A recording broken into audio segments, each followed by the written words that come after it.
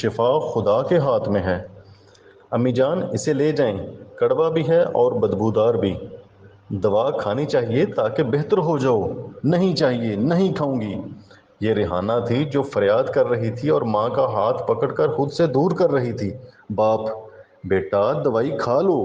باپ نے اس کے سر پر ہاتھ رکھا اور کلمات کا تکرار کیا۔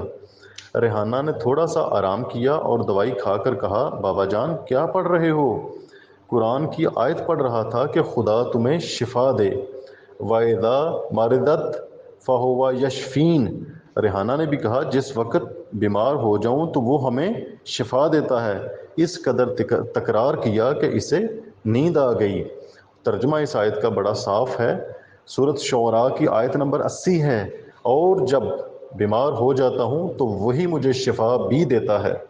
قرآن پاک کی اس خوبصورت آیت کا مزید اس کے بارے میں جاننے کے لیے بچے نے سوالیہ نظروں سے اپنے والد کی طرف دیکھا تو والد نے کہا، بیٹا اس دنیا کے جملہ معاملات چونکہ اللہ تعالیٰ کے ہاتھ میں ہیں، تو اس لیے اگر کہیں کوئی خرابی پیدا ہو جاتی ہے انسان کے جسم میں یا دنیا میں، تو اس کو سب سے بہتر جو ٹھیک کر سکتا ہے تو وہ اللہ تعالیٰ ہے۔